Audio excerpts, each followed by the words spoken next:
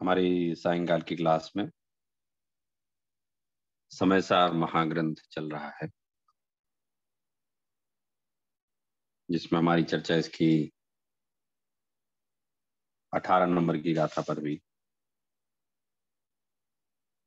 17-18 एक साथ गाथाएं थी, दोनों में हमारी चर्चा हुई थी और उसका विषय यही था कि जिस प्रकार से कोई धन का अर्थी पुरुष राजा को राजा जानकर उसकी श्रद्धा करता है, फिर उसका प्रयत्न पूर्वक अनुचरण करता है, लगन से सेवा करता है, वैसे ही जो मोक्ष जाना चाहता है वो उसको भी जीव रूपी राजा की सेवा करनी चाहिए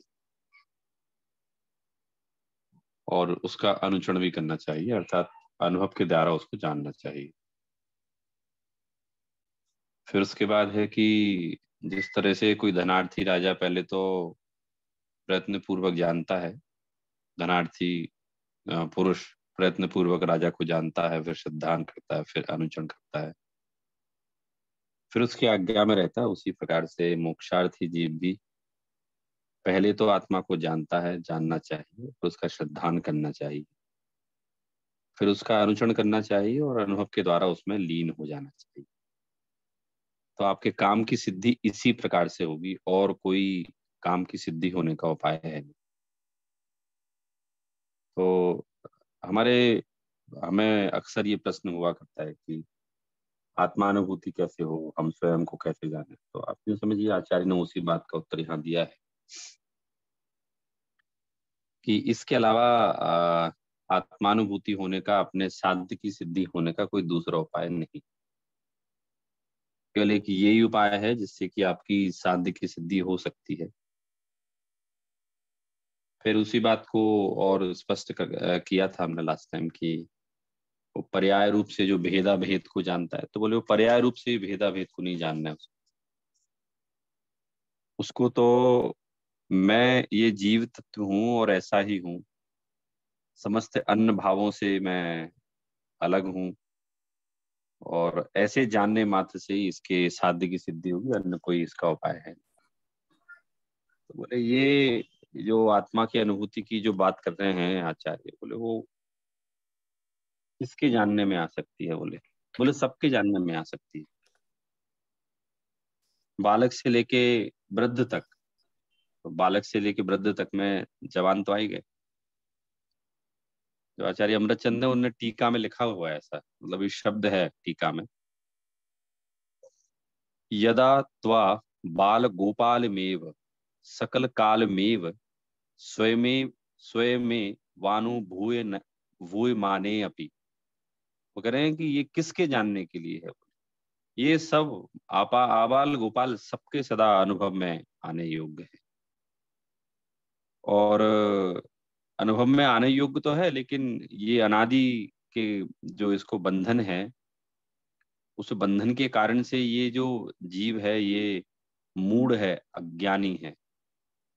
तो मैं अनुभूति स्वरूप भगवान आत्मा हूँ या मैं ऐसा हूँ, ऐसा वो नहीं जानता और उसको ऐसा आत्मज्ञान उदित नहीं होता। उसके अभाव के कारण से, उसको नहीं जानने के कारण से इसको श्रद्धान भी नहीं होता और समस्त अन्य भावों के भेद से आत्मा में निसंक स्थिरता इसको होती नहीं है। इस कारण से ये आत्मा को नहीं साध सकता। तो जब तक ये अपने उपयोग को पर से हटाकर निशंक होकर अपने में नहीं लगाएगा, तब तक इसको साध्य की सिद्धि नहीं होगी। जब हम कहते हैं कि निशंक होकर अपने उपयोग को एक जगह स्थिर करें, तो इसमें थोड़ी सी व्याख्या ये हो सकती है कि अधिकांश लोग ये पूछते हैं कि भैया आपके मुनिराज नग्न क्यों रहते हैं? तो नग्न रहने के पीछे ना एक निसंकता जो एक कारण है, वो बहुत बड़ा कारण है, क्योंकि बिना नग्न रहे निशंकता आ ही नहीं सकती है। हम जैसे देखते हैं, हम लोग तो अभी वर्किंग एज में हैं, लेकिन जो रिटायर्ड हो गए हैं, तो आप उनका एक्सपीरियंस पूछेंगे, मैं पूछता रहता हूँ, तो आप उनका एक्सपीरियंस पूछेंगे कि साहब आप रिटायर्ड हो गए हैं तो क्या करते हैं? तो अरे बोले अब तो मुझे ऐसा लगता है कि मैं तो रिटायर्ड जब नहीं हुआ था ना, उससे ज्यादा मैं व्यस्त हो गया। तो मैंने कहा क्यों, ऐसे कहाँ उलझ गया? अरे वो तो बहुत सारे काम जनरेट हो गए, नए काम जनरेट हो गए और बहुत सारी नई चिंताएं आ गई। पहले दिखता नहीं था सामने, अब दिखने लगा, तो एक वो समस्या भी है। तो ऐसे मैं लोगों का जब एक्सपीरियंस पूछता हूँ तो वो लोग अपना एक्सपीरियंस बताते हैं कि कहीं ना कहीं वो नौकरी से भी ज्यादा यहाँ व्यस्त हो गए। तो ऐसे ही कपड़े पहने रहने में निशंकपना नहीं हो सकता, और कोई ये भी नहीं कह सकता कि नहीं नहीं हम तो कपड़े पहने रहेंगे और निशंक रहेंगे। तो नहीं, वो जो मुनिपने में निशंकता नग्न रहकर आती है, क्योंकि वो अंतरंग से निर्विकल्प हैं और बाहर से निर्विकल्प हैं। वैसी निर्विकल्पता नहीं आ सकती, क्योंकि यहाँ मुनिराज की चर्चा नहीं है, यहाँ तो एक सम्यक दृष्टि की चर्चा है। मुनिराज तो उसमें आ ही जाते हैं कि जब वो भी निशंक होते हैं तो वो तो एक उत्कृष्ट उदाहरण है। लेकिन यहाँ निशंक पने से स्थिरता की असमर्थता के कारण से, तो अगर कोई गृहस्थ भी है और वो अ, निशंक नहीं है ना, तो इसीलिए हमारे जो चरणानी युग में इतने सारे जो इथिक्स कहे गए हैं ना कि भाई राजा से द्रोह ना करे। अगर आप सम्यदस्ती हैं, मतलब सम्यक्त प्राप्त करने के इच्छुक है, राजा से द्रोह ना करे। ऐसे, एक तो ऐसे राजा के राज्य में ना रहे जो अन्यायी हो, ठीक है, और दूसरा राजा से द्रोह ना करे, क्योंकि राजा से द्रोह करने में आपको शंका हो सकती है कि भाई आपको भय लग सकता है कि राजा मेरे परिवार का कुछ बिगाड़ ना दे, कुछ कर ना दे।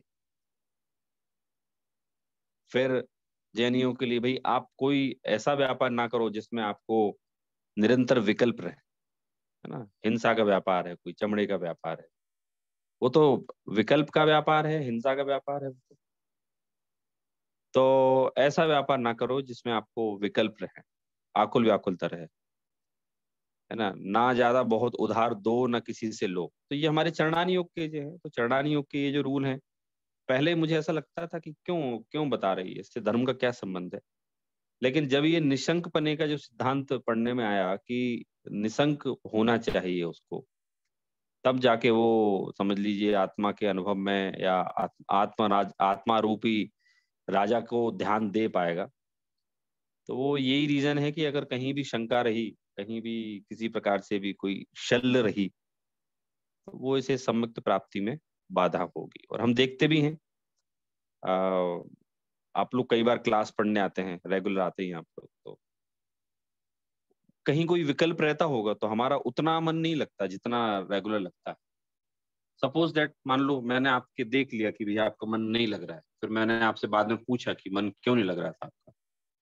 कुछ नहीं स्वरूप जी, बस कहीं और विकल्प था, कुछ कुछ भी विकल्प हो सकता है, इसलिए मन नहीं लगा मेरा। तो यहाँ जो है ना कि भाई मन क्यों नहीं लगा, कोई विकल्प था। तो यहाँ का निशंक, भाई आप एक बार आत्मा को जानेंगे, उसका श्रद्धान करेंगे तो ही निशंक हो पाएंगे आप। और अगर निशंक नहीं होंगे तो फिर आप स्थिर होने में असमर्थ रहेंगे आप। और जब स्थिर होने में असमर्थ रहेंगे तो फिर आप अपनी आत्मा को नहीं साध पाएंगे।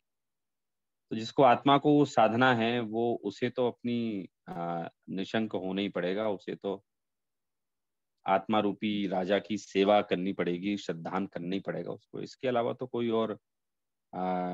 और सिद्धि नहीं है आत्मा को, मतलब अपना अनुभव करने की, इसके अलावा और कोई सिद्धि नहीं है।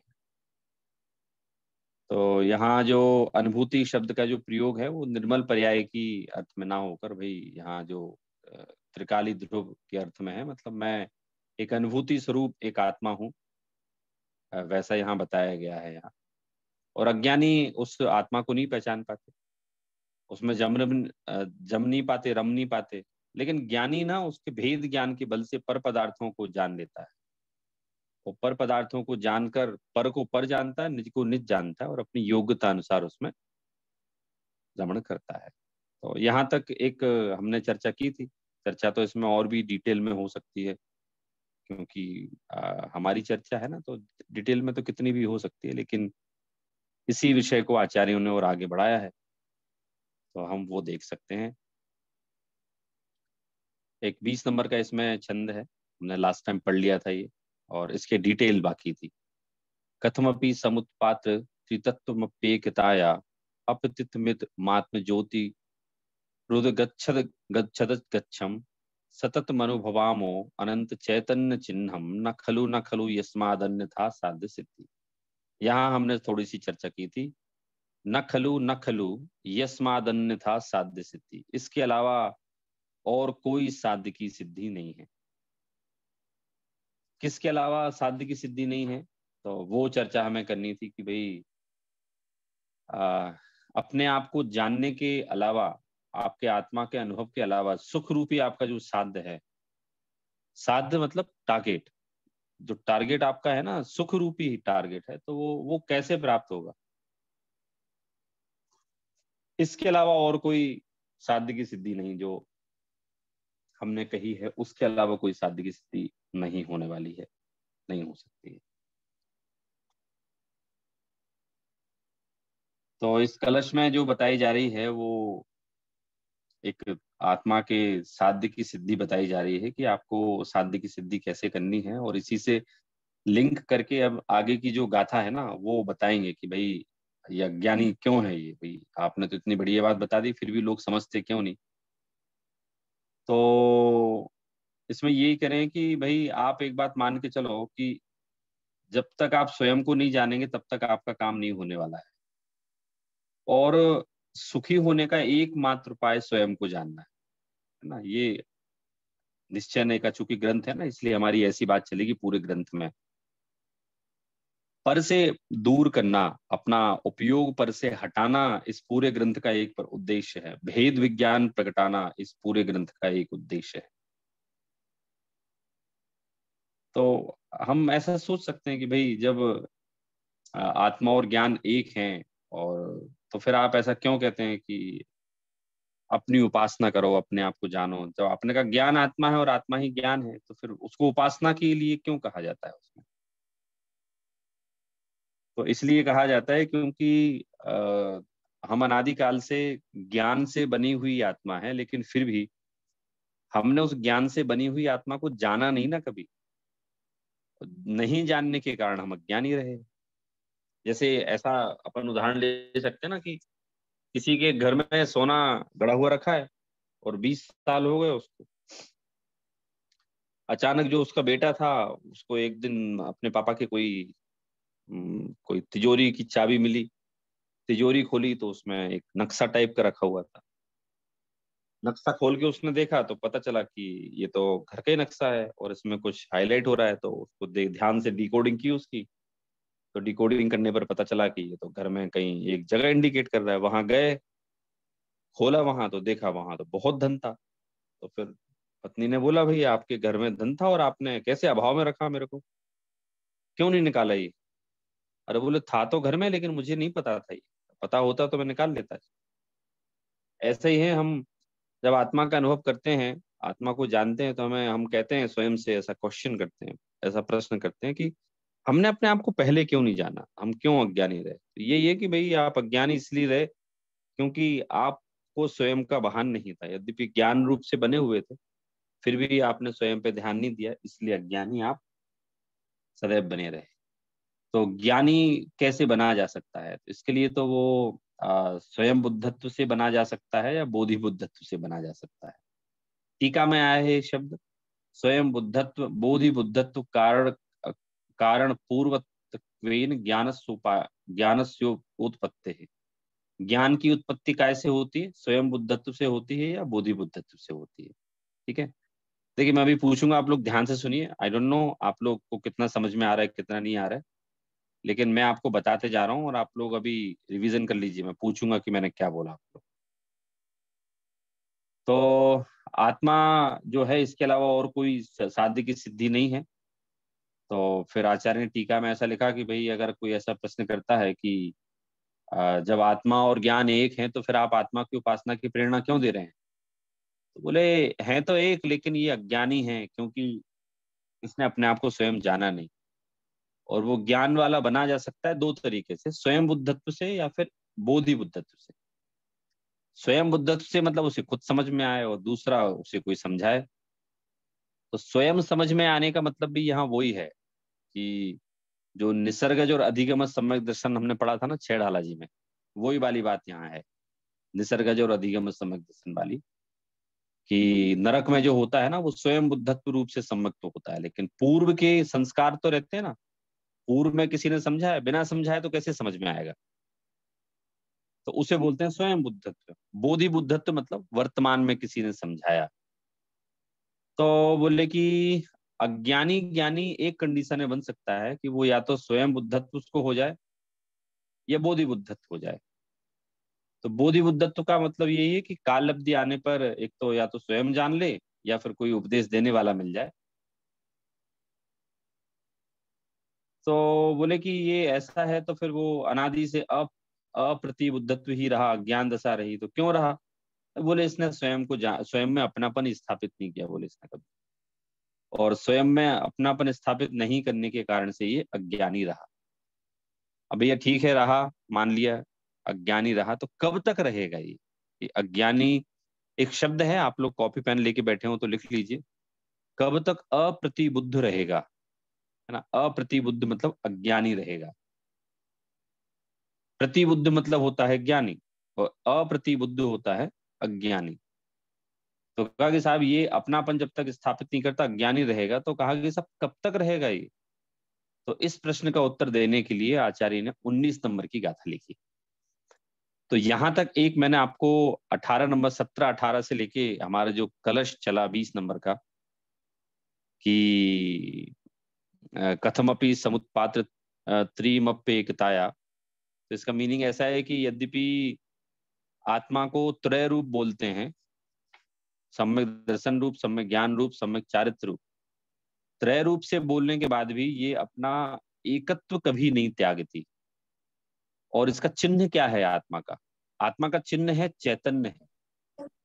आत्मा का चिन्ह चैतन्य है, और हम उस चैतन्य का निरंतर अनुभव करते हैं, करें हम, क्योंकि उस अनुभव के बिना साध्य की सिद्धि नहीं है।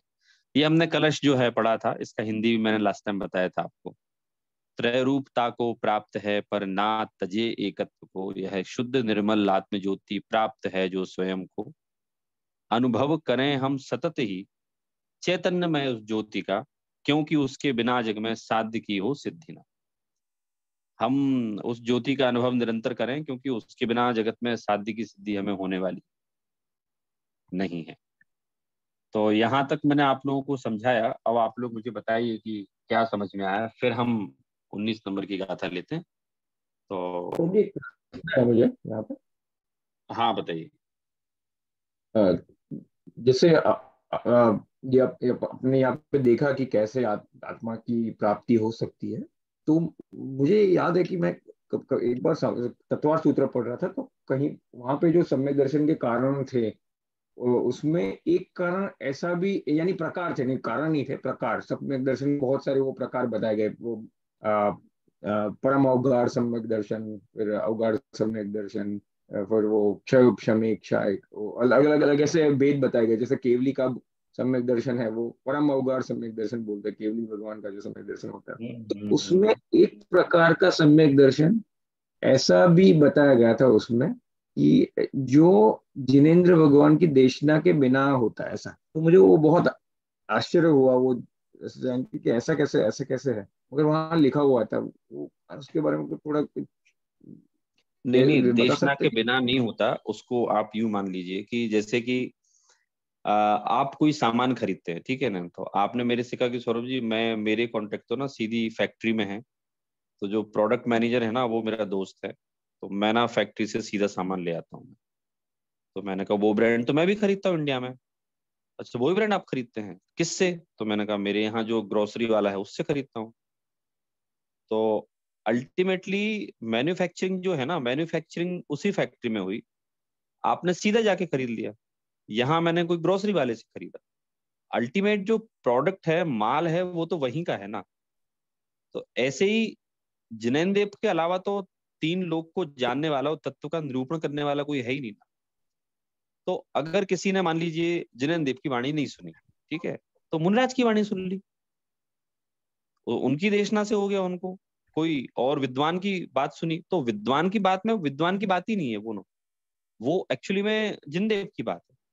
यहाँ हम लोग बैठ के जो डिस्कस कर रहे हैं, समय सार हमने ले रखा है, तो Samay Sar it is not mine, even it is not the subject matter of Acharya Kund Kund. उन्होंने तो कहा अभी ये तो सीधे जिनदेव की वाणी। प्रवचन सार जब हम पढ़ेंगे तो उसमें तो आचार्य कुंद कुंद ने बहुत याद किया है भगवान को, कि कैसे हैं वो भगवान जिनको बोले देव असुर सुरेंद्र ये सब लोग नमस्कार करते हैं, ऐसे भगवान। मतलब उनको कितनी महिमा आ रही थी भगवान की कि उनने प्रवचन सार से स्टार्टिंग से ही उनने भगवान को याद करना चालू किया। तो वो अल्टीमेट माल जो कहलाएगा ना, वो माल तो इनका ही कहलाएगा ना। तो देशना जो हुई वो वहीं से हुई, भले ही वहां समूसण में जाने से ना हुई हो। जैसे सपोज दैट मान लो पंचम काल में किसी को होनी है, तो जिनदेव तो है नहीं ना यहाँ, लेकिन जिनवाणी सुनने से हो सकती है ना। तो अल्टीमेट जिनवाणी उन्हीं की तो वाणी है वो। वो ऐसा बताया जैसे नरक में जो होता है ना, अभी अपनी बात चल रही थी ना, नरक में अधिगम स्वयं बुद्धत्व से होता है। तो स्वयं बुद्धत्व से तो वही हुआ ना कि भाई उनके पूर्व के संस्कार थे, उनने किसी मुनि से सुनी बात और वो उनको याद आ गया। तो ऐसे करके जो अपन कहते हैं ना कि वो बिना भगवान की देशना के होता है, तो वो डायरेक्ट वाली बात है। अल्टीमेट तो सारी लेकिन देशना ही जिनदेव की। वो गाथा जब मुझे ना तो वो रेफरेंस निकाल के फिर देखते हैं, क्योंकि मुझे याद है तब तक ये बात नहीं थोड़ी अलग थी, मगर मुझे याद नहीं आ रहा है अभी, मुझे वो देखना पड़ेगा। ठीक है, कोई बात ये नहीं। देख लीजिए, ये प्रकरण हाँ मेरा डिस्कस किया हुआ है क्लासेस में। तो वो यही है। मतलब ये एक क्लास में मेरे प्रश्न पूछा था एक स्टूडेंट ने सेम, तो उनको यही बताया था मैंने। और मैंने क्या मतलब ये आंसर जिनवाणी का ही है जो अपन ने विद्वानों से सुना है पढ़ा है। तो अल्टीमेट वाणी जिनदेव की है। मतलब ऐसा ऐसा ऐसा तो कहीं नहीं लिखा होगा कि वो जिनदेव की वाणी नहीं है, ना तो डायरेक्ट ना इनडायरेक्ट, और फिर उसको सम्यक तो हो गया। तो वैसा कैसे होगा भाई? नरक में भी सम्यक दर्शन हुआ, तो अल्टीमेटली वो संस्कार तो लेके गया ना। वो भले ही समूसण में गया हो या मुनिराज से लिए हो, तो ऐसा तो होगा ही नहीं कि वो बिना जिनदेव की वाणी के उनको हो जाए। हाँ। और देख लीजिए, आप बता दीजिए तो अपन उसको और क्या एग्जैक्टली मीनिंग है वो समझ लेंगे। बाकी बात यही है, बिना जिनदेव की वाणी के डायरेक्ट या इनडायरेक्ट नहीं होता है, पक्की बात। सौरभ जी, हाँ। यहाँ पे एक प्रश्न ऐसा हो रहा है कि देशना आप किसको कहते हैं? संवत्सरण में से सीधे केवली भगवान से आपको जब सुनने मिलता है उसे देशना कहते हैं, कि फिर आचार्य परमेश जी या फिर जो भी ग्रंथ से भी मिलता है उसे भी कहते हैं? नहीं तो अल्टीमेट हम बात तो उनकी पढ़ रहे हैं ना, सुन रहे। अल्टीमेट किसकी बात पढ़ रहे हैं भाई? आज 19 नंबर की गाथा पढ़ रहे हैं, हम 38 नंबर की गाथा पढ़ेंगे। भेद ज्ञान की जो बात है, भेद ज्ञान की बात बता कौन रहा है एक्चुअली में? तो बताने वाले तो जिनदेव है ना। जैसे वो मंगलाचरण है एक, अस्य मूल ग्रंथ करता रहा सर्वज्ञ देवा। इस ग्रंथ के मूल कर्ता कौन है? सर्वज्ञ देवा। अस्य मूल ग्रंथ करता रहा सर्वज्ञ देवा, है ना। फिर प्रतिकर्तार कौन है? गणधर देवा। फिर प्रतिकर्तार कौन है? बोले आचार्य। तो अस्य मूल ग्रंथ करतारा सर्वज्ञ देवा, तो सर्वज्ञ देव की तो बात है ना ये। और हम उनको मंदिर में देखने जाते हैं, तो वो उनके दर्शन होते हैं, तो हमें ख्याल आता है कि हमारे जिनदेव की वाणी है। तो उनका स्वरूप भी हमें सामने सामने ख्याल में आता है। उनका स्वरूप सामने सामने ख्याल में आता है हमें, और फिर हम उनकी बात पढ़ते हैं।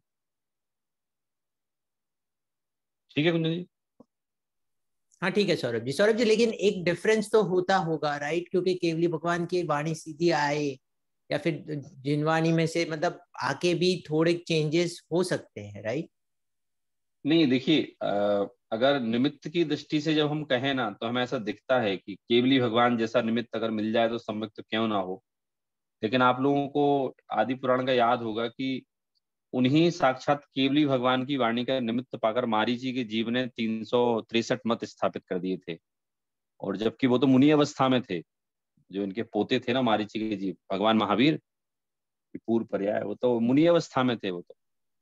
और हाँ। उन्हीं भगवान की बात सुन के वो विपरीत प्रवर्तन कर गए, और उन्हीं भगवान की बात सुन के कोई मोक्ष प्रवर्तन कर गए। तो ये तो एक प्रत्येक जीव की अपनी अपनी उपादानगत योग्यता पर डिपेंड करता है कि उनकी वाणी किस चीज में निमित्त बन रही है।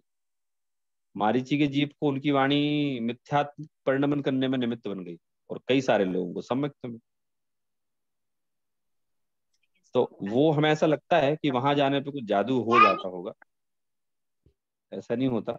मतलब अपन जैसे कोई एग्जाम देने जाता है ना, तो वो कहता है, वो ऐसा मन को भुलाता है कि मैं तो लिख लूंगा, एग्जाम में लिख लूंगा।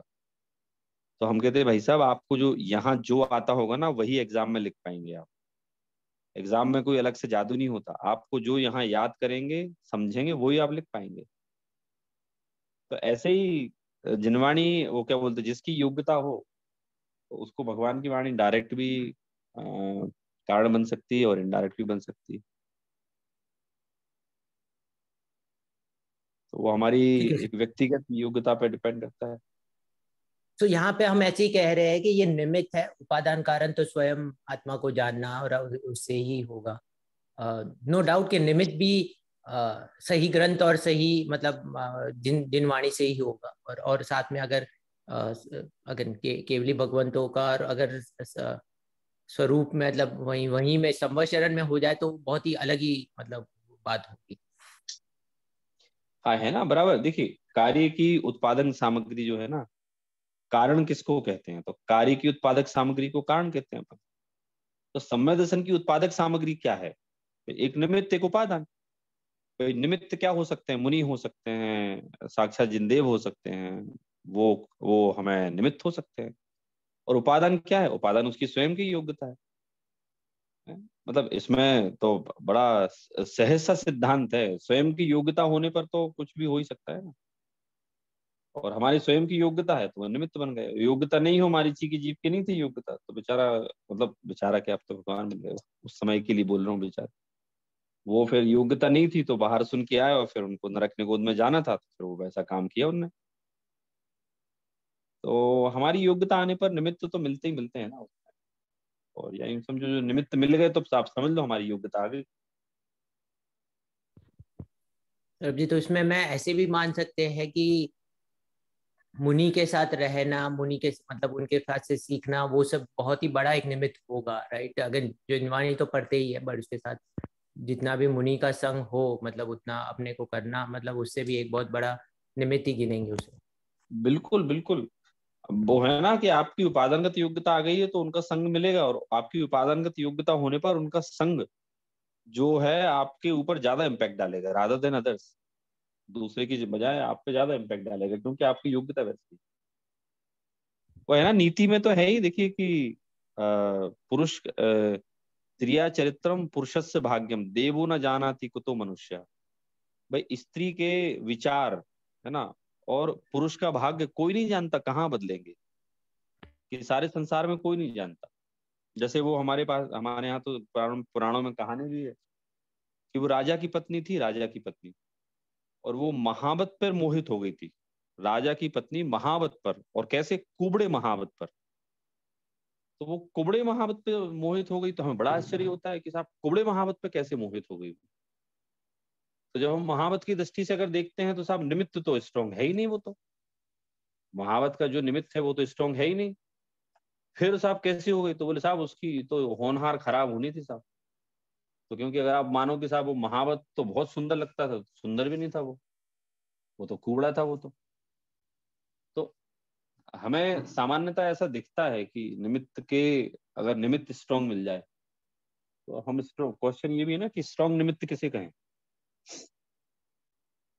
जब हम महावत को देखते हैं तो वो तो कोई स्ट्रांग निमित्त है ही नहीं। पढ़ना आप लोगों को कहानी हाँ सर महावत जी, वाली सुना है, कहानी। लेकिन उसमें एक भी बात ये भी है कि साथ में कि मे बी उसकी आवाज सुरीली थी या ऐसा कुछ, सुनकर ऐसा कुछ था मतलब।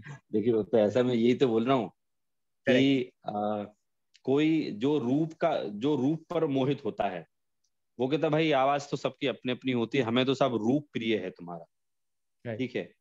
और वो कहती थी तुम्हारा शरीर कैसे ही, मुझे तो तुम्हारी आवाज अच्छी लगती है। तो अब उसकी योग्यता, भाई अब वो थोड़ा सा दिमाग लगाती रानी कि कहाँ राजा की पत्नी, और राजा उसको इतना स्नेह करता था, और कहाँ ये महावत कुबड़ा है, वो भी इनके यहाँ नौकरी करता है, वो हाथी के पोटी उठाने का काम करता था, समझ लो, हाथी को साफ करने। करेक्ट। और रही आवाज अच्छी की बात, तो आवाज अच्छी तो बुला लो, कितने गायक बुला लो आप तो साहब, आप तो रानी हो आप तो रोज बुला लो जितने गायक बुलाना है, लेकिन अपन कहते हैं ना कि वो योग्यता वाली बात है ना, वो तो कि अब उसकी योग्यता ही ऐसी थी, वो क्या करती वो। तो वो कार्य की उत्पादक सामग्री को कारण बोलते हैं, तो उसकी समझ लो उसकी योग्यता होनहार बेकार थी। तो उस बेकार होनहार में उस महावत की जो आवाज है ना, वो निमित्त बन गई।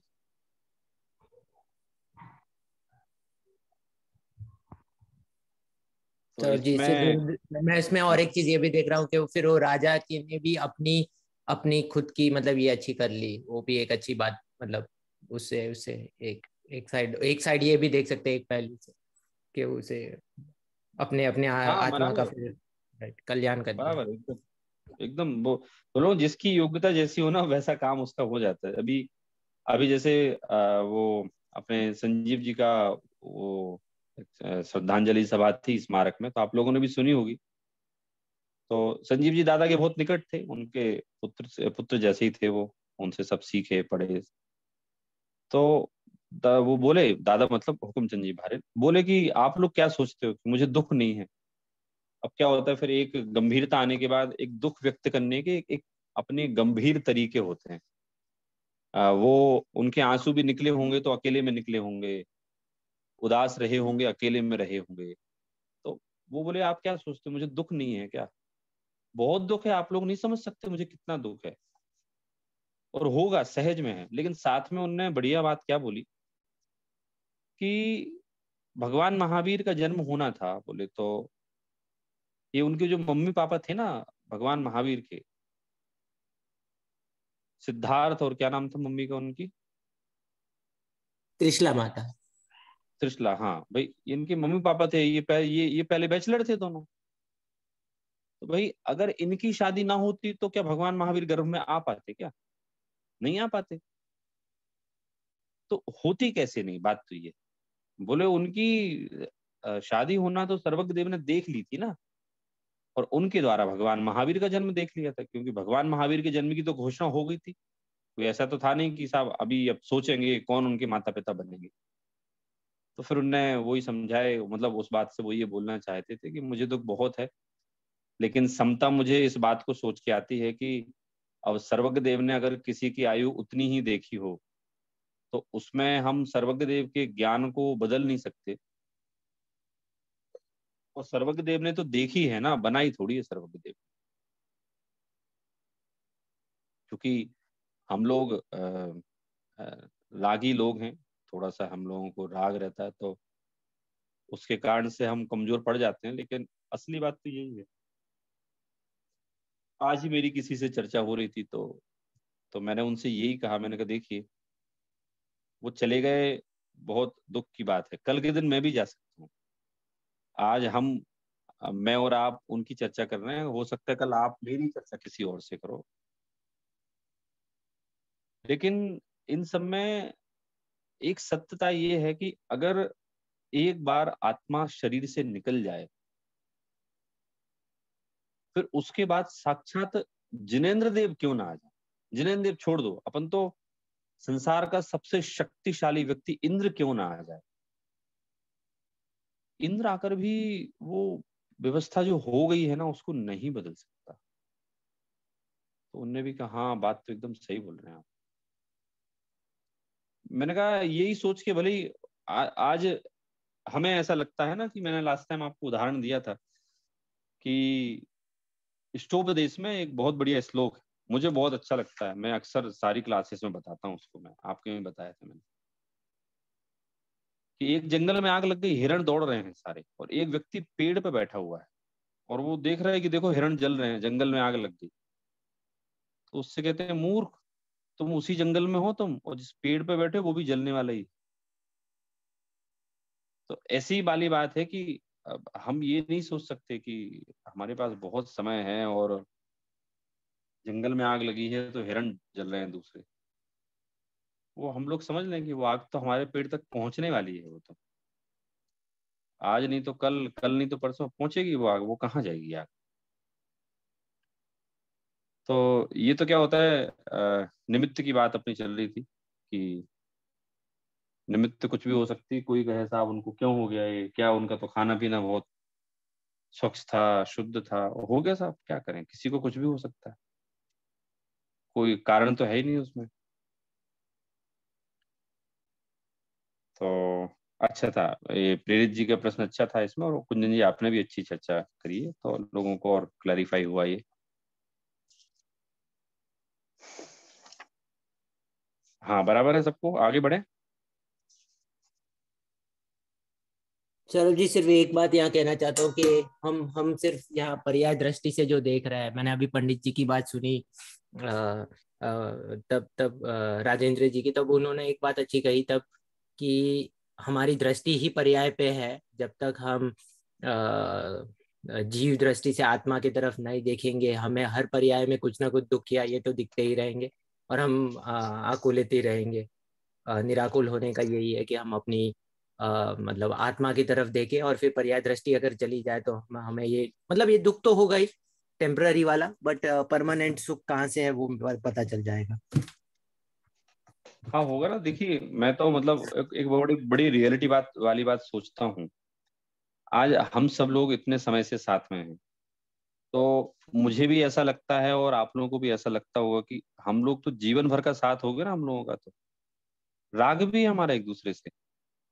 हम हर संडे बात करते हैं, मिलते हैं, क्लास के बाद बात करने का मन करता है तो कर लेते हैं। प्रेरित जी तो कहीं ऑफिस जा रहे होते हैं, बीच में टाइम होता है तो म्यूजिक कॉल लगा लेते हैं कि सौरभ जी ऐसी कॉल लगा ली, बस बात करनी थी आपसे। हमारा एक समझ लो वात्सल्य हो गया, स्नेह हो गया, राग हो गया। लेकिन सत्यता ये है, हमें एक दूसरे के सामने एक दूसरे को जाते हुए देखना है। ये सवाल अलग है कि अ, हम एक साल बाद जाएंगे, 2 साल बाद, लेकिन अल्टीमेटली जो लास्ट में बचेगा ना वो बड़ा दुखी रहेगा इन दिनों को सोच सोच के कि एक समय था हम सब लोग पढ़ा करते थे, लेकिन आज तो कोई है ही नहीं। दादा का सुना था मैंने, हुकुमचंद जी पंडित जी का सुना था मैंने, शिखर जी में बोलते थे, मेरे साथ के सब लोग चले गए, कोई नहीं बचा, तुम लोग तो सब बच्चे हो मेरे सामने, मेरे जो साथ के लोग थे वो सब चले गए। आप लोगों को नहीं पता कितनी वेदना में हूं मैं, कि मैं हम मेरी जो टीम थी, मेरे जो लोग थे जिनके साथ में 30 30 40 40 साल रहा, अब वो कोई नहीं है मेरे सामने। तो ऐसे ही है, हम इस बात को भी स्वीकार करें कि हम रहेंगे, और हमारे सामने हमें एक दूसरे को जाते हुए देखना पड़ेगा। तो उसके लिए ही हम ये समय सार पढ़ रहे हैं कि भाई हम अपने आप को जाते हुए देखें और हम चले जाएं जहां भी, तो हमें कम से कम स्वयं बुद्धत्व तो हो जाए। यहाँ से हम पढ़ के जाएं जिनदेव की वाणी, और पढ़ के जाएं तो कम से कम वहां हमें स्वयं बुद्धत्व हो जाए, स्वयं हमें ख्याल में आ जाए कि हमने पढ़ी थी एक 19 नंबर 17 18 नंबर की गाथा पढ़ी थी हमने, जिसमें लिखा था कि भाई तत्व ज्ञान जो है उसके द्वारा ही सम्यक प्राप्त हो सकता है, और किसी के द्वारा नहीं हो सकता है। और सारी विद्याओं में एक तत्व ज्ञान ही तो ऐसी कला है जो कि एक अनूठी कला है। आत्मज्ञान की एक कला है जो एक अनूठी कला है, इसके अलावा तो कुछ है ही नहीं। तो हमें मतलब ये तो एक दूसरे के सामने हमें देखना ही पड़ेगा, और सच्चाई भी है वो। किसका कब नंबर आता है वो हमें नहीं पता, लेकिन नंबर तो आएगा। तो इसलिए तत्व ज्ञान के अलावा और जिनवाणी के अलावा कोई और सारभूत वस्तु है नहीं। तो इसलिए हमारा भी ये कर्तव्य है कि हम इस बात को जितनी जल्दी से जल्दी पहचान जाए हम, और मान लें हम उस बात को जितनी जल्दी से जल्दी, उसमें भलाई है। अन्यथा कौन कहाँ होगा कुछ नहीं पता, मैं कहाँ होऊंगा, आप कहाँ होगे, किसी का कुछ नहीं। हम्म, चलिए आगे का लेते हैं अपन, 19 नंबर की गाथा लेते हैं। मुझे पूछना था, हाँ मैं पूछने के लिए मैंने आप लोगों को पॉज किया था मैंने। तो आप लोग बताएंगे हम लोगों ने क्या चर्चा की अभी कलश में। एक तो जो हमारा कलश हुआ 20 नंबर का, और 17 18 गाथा और 20 नंबर के कलश में कोई बता दीजिए मुझे। प्रीतेश जी आप बताइए।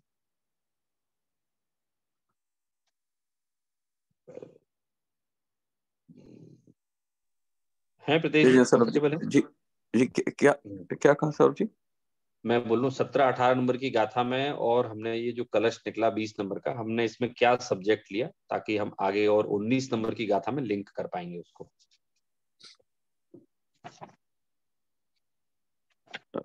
पूरा सुन नहीं पाया, पर जितना भी सुना उसमें यही है कि हमारा फोकस पूरा साध्य पे होना चाहिए, आत्मा पे होना चाहिए, और जो भगवान की वाणी है वही निमित्त है। इधर डायरेक्टली सुनो या किसी और के थ्रू, बट वो भगवान की वाणी है वही वो हमें निमित्त होती है जो साध्य को पाने में मदद करती है, जो अपनी आत्मा है। हाँ बराबर है। और कोई डिटेल कर सकता है? कुंजन जी, प्रेरित जी, आदर्श जी, कोई भी? हमने ये भी समझा इसमें कि हम जितना भी जान ले समझ ले, परंतु जब तक हमारे आत्मा में अन्य द्रव्यों के भेद भेद विज्ञान करके आत्मा में निशंकता से हम स्थिर नहीं हो पाते, तो तब तक हमें वो श्रद्धान की प्राप्ति नहीं हो पाती। और वो निशंकपना हमें किस तरह प्राप्त करना, इसीलिए पूरा हम प्रयास करना चाहिए कि हम ये जान के तो सम्यक दर्शन प्राप्त करने की एक तरह से यहाँ पे विधि भी उन्होंने बता दी। हाँ बराबर है, यही बताया कि भाई जब तक हम स्वयं को नहीं जानते तो कुछ भी कर लें कोई काम की नहीं है। और फिर यहाँ मतलब आचार्य ने टीका में ये बहुत अच्छी चर्चा ली कि साहब मैं अगर अनादिकाल से ज्ञानी हूँ, आपने कहा साहब मैं ज्ञान से बना हुआ हूँ, तो फिर आप क्यों कह रहे हो कि मैं अज्ञानी रहता हूँ, स्वयं को नहीं जानता हूँ?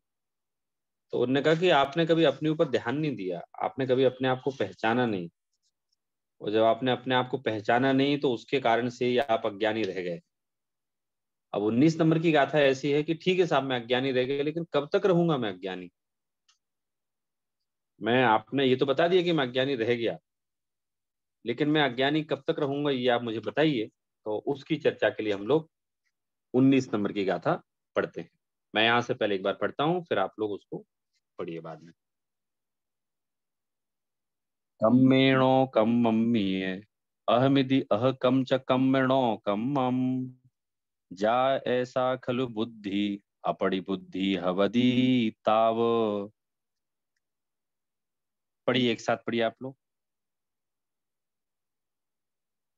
कम्मेणो कम्मम्मी कम्मेणो कम्मं यहमिति अहकं च कम्मनो कम्मं जायसा खलु बुद्धि अपरि बुद्धो हवति ताव। ठीक है, और पढ़िए कोई भी। जय जिनेन्द्र। पढ़िए। कम्मे नो कम्महि य अहमिति अहकं च कम्म नो कम् जायेसा खलु बुद्धि अपरि बुद्धो हवति ताव। ठीक है, अर्पित जी आप पढ़िए। अर्पित जी हम चले गए, चलेगा। आदर्श जी आप पढ़िए।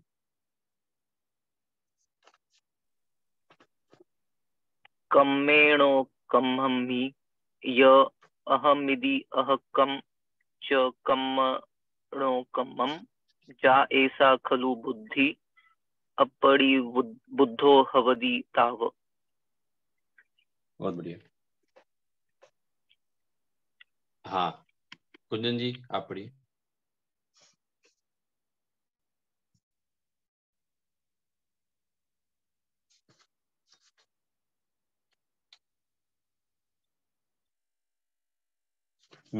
कुंजन जी है।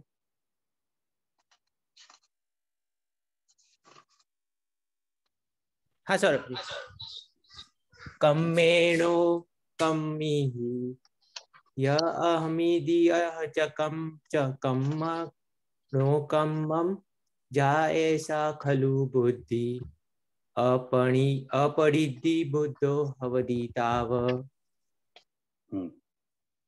बराबर है। कम्मेणो कम मम्मी है, अहमिति अहकम च कम्मेणो कम्मम जा ऐसा खलु बुद्धि अपड़ी बुद्धि हवति ताव। इस प्रश्न का उत्तर आचार्य ने दिया है कि हम अज्ञानी कब तक रहेंगे। हम अज्ञानी कब तक रहेंगे, आप ये क्वेश्चन याद रखिए और फिर ये गाथा पढ़िए। तो इसका हिंदी ऐसे है, मैं कर्म हूँ नौकर्म हूँ या है हमारे ये सभी, यह मान्यता जब तक रहे अज्ञानी है तब तक सभी। मैं कर्म हूँ नौकर्म हूँ या ये कर्म नौकर्म मेरे हैं, जब तक ये अज्ञानता रहेगी तब तक, जब तक ये भाव रहेंगी, मान्यता रहेगी, तब तक ये जीव अज्ञानी रहेगा। आप मतलब आचार्य कुंद कुंद की जो 19 नंबर की जो गाथा ले रहे हैं, तो हम सब लोग अपनी गलती ढूंढते हैं कि हमारी गलती क्या है, बताइए आप। तो आचार्य कुंद कुंद ने 19 नंबर की गाथा बता दी उनने कि आप कब तक अज्ञानी रहेंगे। तो बोले जब तक आप ऐसा मानेंगे कि मैं कर्म वाला हूं, नो कर्म अर्थात शरीर वाला हूं, मैं इन वाला हूं और ये सभी मेरे हैं, जब तक आपको ये मान्यता रहेगी तब तक आप ज्ञानी ही रहेंगे। तो अगर किसी को ये उत्तर ना मिल रहा हो कि अज्ञानी कब तक रहेंगे, तो आचार्य कुंद कुंद ने ये उत्तर बहुत संक्षेप में और 4 शब्दों में दे दिया कि अगर कोई व्यक्ति ऐसा मानता है कि मैं कर्म हूं नौकर्म हूं और ये सब कुछ मेरे हैं, तो बोले कि वो अज्ञानी ही रहने वाला है, अप्रतिबुद्धि ही रहने वाला है। इसकी अब हम थोड़ी सी व्याख्या चालू करते हैं, ठीक है। हमारे मन में, हमारी धारणा में, जैसे हमारा ना एक एक शब्द का प्रयोग आया है, आ, शमसानिया वैराग्य, शमशान का वैराग्य, या एक उल्टे घड़े का भी उदाहरण आता है कि साहब हम लोग कैसे हैं साहब, हमारा वैराग्य ना शमशान का वैराग्य है कि जब हम किसी का देह विलय देखते हैं और यहाँ शमशान में उनका अंत्येष्टि करने जाते हैं, तो हम उनको जलता देखते हैं तो हमें बड़ा वैराग्य आता है, अरे कोई सार नहीं है संसार में और अब तो मैं अपने में लगूंगा, स्वाध्याय करूंगा, मंदिर जाऊंगा, और ये 2-4 दिन वैसा रहता है, फिर वो वैराग्य चला जाता है और ये फिर से उसी ऊहापोह, राग द्वेष, इन सब में वो लग जाते हैं। घड़े का उदाहरण आता है कि साहब उल्टे घड़े हैं हम लोग, तो घड़े को उल्टा रखो और पानी डालो आप, तो घड़ा भरेगा तो नहीं ना, थोड़ी देर गीला रहेगा फिर सूख जाएगा। ऐसे करेंगे साहब हम कितना ही सुन लें, हम कितना ही सुन लेते हैं, सुन ले नहीं बोल रहा हूँ, कितना ही सुन लेते हैं हम, लेकिन हमारा भी कुछ ऐसा ही है कि जब अंतरंग से हम अपने आप से पूछते हैं, मतलब we are not responsible to give answer to anyone, we are responsible to ourself only. तो क्या रिस्पॉन्सिबिलिटी हमारी, जब हम अपने आप से पूछते हैं मैं कौन हूं, तो हमारे अंदर से ही उत्तर आता है, अरे मैं सौरभ जैन, मैं फला आदमी, मैं क्या करता हूँ, मेरा स्टेटस, मेरा ज्ञान, मेरा व्यापार, मेरी नौकरी, ये सब दिखता है उसको। तो कहा है उनने, बना दौलत राम जी ने तो कहा है कि साहब मैं सुखी दुखी में रंग राव। अज्ञानी की क्या मान्यता है, मैं सुखी दुखी में रंग राव, मेरे धन ग्रह गोधन प्रभाव, मेरे स्तुति में सबल दीन, बेरूप सुभग मूरख प्रवीण। अज्ञानी से पूछा भाई क्या हो तुम, तो उसने उत्तर दे दिया कि क्या मान्यता उसकी, मैं सुखी हूं, मैं दुखी हूं, मैं राजा हूं, मैं रंक हूं, है? मैं सुखी, मैं दुखी, मैं राजा, मैं रंक, और ये धन आदि जो है ना, ये किसका है, तो सब कुछ साहब मेरा प्रभाव है, मेरा ही है। मेरे धन ग्रह गोधन प्रभाव, मतलब उस समय गाय को धन माना जाता था, क्योंकि गाय घर में पालते थे ना, तो इसलिए दौलत राम जी ने वहां गाय को गोधन, गाय को धन माना जाता था। तो ये सब प्रभाव, ये हाथी घोड़ा धन धन रूप किसका है, सब मेरा है। तो ये यहाँ पंडित जी यही, आचार्य यहाँ यही कह रहे हैं, मैं कर्म हूं नौ कर्म हूं, मतलब कर्म हूं मतलब मैं कर्म वाला हूं और जो संयोग आदि समय ये सब मेरे, कर्म हूं नौ कर्म हूं, मैं शरीर, मेरा शरीर स्वस्थ, मेरा शरीर बीमार, मैं सुंदर, मैं कुरूप, मैं गोरा, मैं काला, अज्ञानी कब तक रहेगा, आचार्य ये कह रहे हैं, ये जीव अज्ञानी कब तक रहेगा। तो हम अपने अंतरंग से जब पूछते हैं तो हमें कहीं ना कहीं अपना स्टेटस ख्याल आता है। हम जब अपने आप से पूछते हैं मैं कौन हूं, तो हमें अपने वर्तमान का नाम याद आता है। जब हम अपने आप से पूछते हैं मैं क्या हूं, तो हमें अपना प्रोफेशन याद आता है। जब हम अपने आप से पूछते हैं मैं कैसा हूं, तो हमें अपना कलर याद आता है। जब हम अपने आप से पूछते हैं कि मैं कैसा दिखता हूं, तो हमें सुंदरता या कुरूपता दिखाई देती है। तो कह रही ये तो सब पर है, ये तो सारी चीजें स्व है ही नहीं ना, ये तो सारी चीजें पर हैं, स्व नहीं है ये चीजें। तो जब तक ये जीव पर को स्व मानता रहेगा, यहाँ आचार्य कह रहे हैं जब तक ये जीव पर को स्व मानता रहेगा तब तक अज्ञानी रहेगा। तो बोले अच्छा, अगर बहुत सारा पैसा कमा ले तो ज्ञानी हो जाएगा। अच्छा, अगर बहुत सारी किताबें पढ़ ले तो ज्ञानी हो जाएगा। अच्छा, भगवान के समवशरण में चला जाए फिर तो ज्ञानी हो जाएगा। बोले नहीं, नहीं होगा। वो जब तक ये इसकी मान्यता पर में अपनेपन की रही, ये शरीर मेरा है, इस मान्यता से अगर समवशरण में भी गया तो वहां भी इसका काम होने वाला है। पर पदार्थ मेरा है, इस मान्यता से समवशरण में जाने पर भी इसका काम नहीं होने वाला। सौरभ जी, यहाँ पे एक प्रश्न है। हेलो। हाँ बोलिए बोलिए। जी, अगर कोई समवशरण में जा रहा है, पर पदार्थ मेरा है ये मान के, मतलब वो सम्यक्त्व नहीं है उसको, तो असमकिति जीव भी जा सकते हैं समवशरण में? जाते ही है ना। हाँ, जाते हैं क्योंकि मैंने पहले सम्यक्त्व ऐसा सुना प्राप्त था होता है। कि समकित नहीं होगा तो आप जा नहीं पाओगे अंदर। नहीं नहीं, वैसी योग्यता नहीं होगी तो नहीं जा पाएंगे, मतलब उस जाति का पुण्य का उदय नहीं होगा तो नहीं जा पाएंगे। वहां तो हाँ, जीव मतलब सम्यक्त्व मिथ्यात्व प्राप्त भी जा करते हैं सकते ना। हैं, ऐसा नहीं है सिर्फ पुण्य का उदय की बात है। हाँ मतलब वहां अब जैसे गौतम गणधर की बात आती है तो वो तो मिथ्यात्वी थे ना, वो तो संवसरण में जाके उनको सम्यक्त हुआ उनको, जी। तो जाते हैं वहां संवसरण में। हम्म। तो अगर इस मान्यता के सहित कोई कहीं भी जाए, कुछ भी करे, मैं कर्म हूं नो कर्म हूं और ये सब मेरे हैं, तो हम तो विचार करते हैं सब, मतलब हम लोग भी वैसे ही हैं और दूसरे से ही वैसे ही सुनते हैं। एक बार बस सेटल हो जाए स्वरूप जी, एक बार ये व्यवस्था हो जाए, बस ये व्यवस्थित हो जाए, दैट्स इट, इसके बाद तो कोई प्रॉब्लम नहीं है। तो कह रहे हैं ये अज्ञानी रहोगे तुम हमेशा। क्यों रहोगे? क्योंकि तुम कर्म को अपना मान रहे हो। तुम बोलो एक बार ये व्यवस्था हो जाए तो कह रहे हैं भैया वो व्यवस्था किसकी है? आत्मा की कि कर्मों के द्वारा बनाई गई? बोले वो व्यवस्था कर्मों की है, लेकिन तुमने अपनी व्यवस्था उसको मानी है। शरीर, अब मेरा तो इतनी उम्र में भी शरीर स्वस्थ है, क्योंकि मैं ये लेता हूं, मैं वो लेता हूं, और मैं तो ये सावधानी रखता हूं।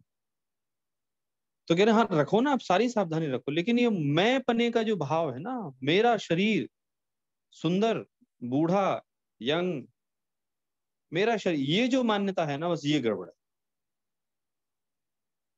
तो यहाँ 19 नंबर की गाथा हमारी प्रारंभ हुई है और इसको हम और आगे लेंगे, समझेंगे। इसमें इसमें अज्ञानी अज्ञानी क्यों रहता है, समझ लीजिए हमारी बात है ये कि हम अज्ञानी क्यों रहते हैं। तो उन्होंने बता दिया आचार्य ने कि भाई आप अज्ञानी इसलिए रहते हैं क्योंकि आपकी मान्यता जो है पर पदार्थों को, कर्म नो कर्म को अपनी मानने की आपकी मान्यता है, इसलिए आप सदैव अज्ञानी रहते हैं। तो इस तरह से हमारी ये गाथा चल रही है और हम इसको फिर अगली क्लास में कंटिन्यू करेंगे। अब भी हमारा समय हो गया। आज एएन की एक नई आईडी है, हु इज एएन के? अरे वो मैं हूँ अमी। अच्छा अमी जी का। गलती से भाई का नाम आ रहा है। मुझे एक क्वेश्चन अच्छा था। कोई, हाँ हाँ अजी अभी जो प्रीतेश ने पूछा ना कि यानी आपने जो बताया कि अगर हम एग्जांपल जो है कि हम कुछ सी चीज के लिए वेट कर रहे हैं कि अच्छा ऐसा ये सब हो जाएगा ना उसके बाद सब ठीक हो जाएगा, यानी वो कर्म हो जाएगा उसके बाद सब ठीक हो जाएगा, हम वैसे सोचते हैं।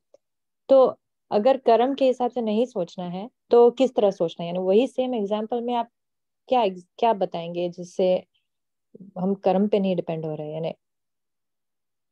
हाँ देखिए, एक इसके लिए उदाहरण आता है जिनवाणी में, धाय माँ का उदाहरण आता है, बड़ा फेमस उदाहरण है, मैं आप लोगों की क्लास में भी दे चुका हूँ कई बार। धाय माँ का उदाहरण कैसा है कि धाय माँ, आप लोग कंसेप्ट जानते होंगे, पहले की जो रानियां होती थी ना, तो वो बहुत सुंदर होती थी रानी। ऑफ कोर्स अपन कहते हैं भी रानी जैसी लग रही है, तो वो होती क्या थी, राजा जिससे शादी करता था वो ऑलरेडी सुंदर लड़की से शादी करता था, तो उनको पब्लिक फिगर थी वो, तो उनको अपनी सुंदरता बनाए रखने के लिए, अब चूंकि संतान को जन्म तो देंगी, लेकिन वो उसको दूध नहीं पिलाती थी, पालती नहीं थी, वो अपने में ही लगी रहती थी वहां। तो साहब धायमा रख ली जाती थी एक। अब धायमा क्या होती थी कि साहब नगर में ऐसी कोई महिला को देखो जिसका बच्चा हुआ हो और जिसकी डेथ हो गई हो, तो वो मेरे बच्चे को फीडिंग कराने के काम में आएगी और वो पालेगी, मैं बस देख रेख शाम को आके देख लूंगी बराबर चल रहा है कि नहीं चल रहा है। तो पूरे महल में जो स्नेह दिखाई देता है ना माँ बेटे का, वो धायमा का और उनका राजकुमार का दिखाई देता है। दिन रात वो उसके साथ में रहती है, उसको वही खाना खिलाती, वही नहलाती है, और स्नेह बहुत ज्यादा दोनों का। लेकिन उसे अंतरंग से ये पता है कि ये मेरा बेटा नहीं, राजकुमार है, मेरा बेटा नहीं है। और उधर जो आपको दिख नहीं रही है राजकुमार के साथ में दिन रात, उसे अंतरंग से पता है कि ये मेरा बेटा है। तो ऐसे ही हम बाहर में, चूंकि कर्म भूमि में है ना हम लोग, तो पैसा कमाना पड़ेगा, खाना खाना पड़ेगा, जो व्यवस्था है वो बीमार होंगे दवाई भी खानी पड़ेगी। लेकिन वो धायमा जैसी, कि धायमा दिखती तो इन्वॉल्व है, लेकिन अंतरंग से उसकी धारणा है कि ये बेटा मेरा नहीं है। ऐसे ही हम कर्म भूमि में है तो दिखेंगे तो इन्वॉल्व, लेकिन अंतरंग से हमें ये मान्यता हमारी होना चाहिए ऑन द बेसिस ऑफ जिनवाणी, यार ये कोई भी वस्तु मेरी थोड़ी है, ये ऐसी होनी चाहिए मेरी। तो ये एग्जाम्पल में जैसे अगर हम खाना अच्छा खाएंगे तो ही हेल्थ अच्छी रहेगी फॉर एग्जाम्पल, तो उसको हम कैसे सोचे कि हेल्थ अच्छी होनी होगी तो होगी, खाना खाने से फर्क नहीं पड़ेगा, ऐसा? नहीं, खाना अच्छा खाएंगे, ये तो है, खाना अच्छा ही खाना चाहिए, लेकिन वो खाना खाने से ही मैं हमेशा जवान रहूंगा, मैं उससे जिंदा रहूंगा, और कभी कोई मुझे बीमारी होगी नहीं, वो हो गई तो हम इतने चिंतित हो जाएं कि हम अपने सारे परिणाम संकलेश कर लें।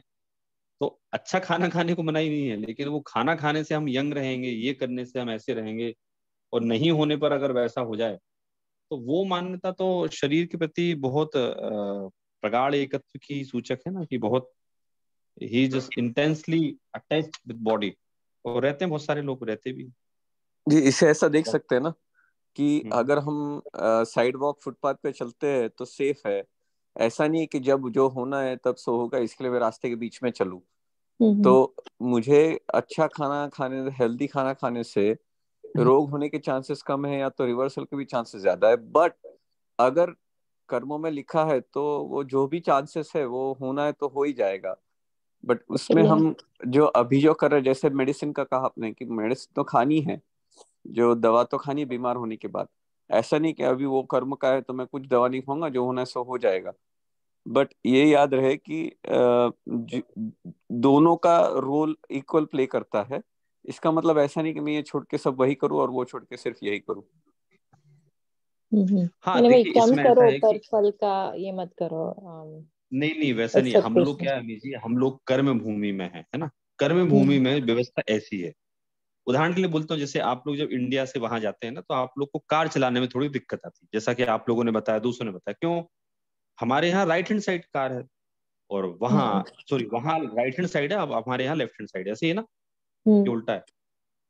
तो अब अब अब कोई यहाँ वाला जाए, नहीं नहीं मैं तो ना यहीं चलाऊंगा इंडिया में जैसे, तो कहते नहीं भैया, यहाँ व्यवस्था जैसी है वैसी चलानी पड़ेगी आपको। अगर आपको यहाँ रहना है ना, तो व्यवस्था जैसी यहाँ है ना, कि साहब हमारे यहाँ लेफ्ट हैंड साइड चलाते हैं, तो आपको लेफ्ट हैंड साइड ही चलानी पड़ेगी। तो ऐसे ही है, हम लोग कर्म भूमि में है। अब कर्म भूमि में खाना खाना है तो खाना है, सोना है तो सोना है।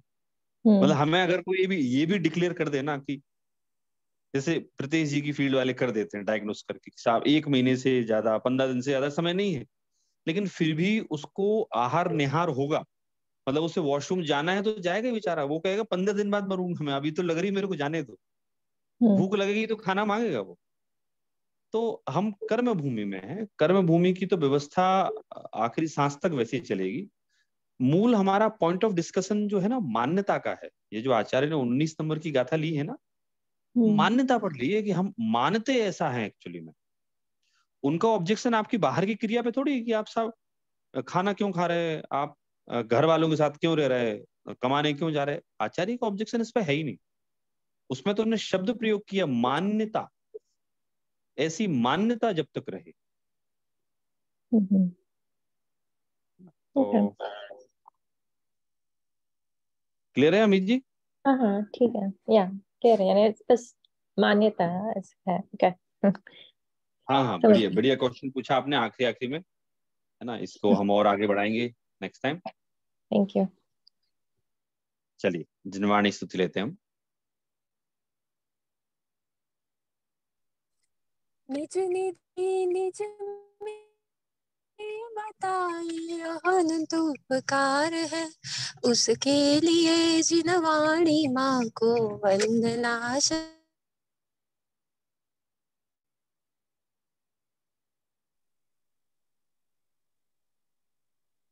जय जिनेन्द्र। जय जिनेन्द्र। चलिए जय जिनेन्द्र सभी को, मिलते हैं नेक्स्ट टाइम। जय जय।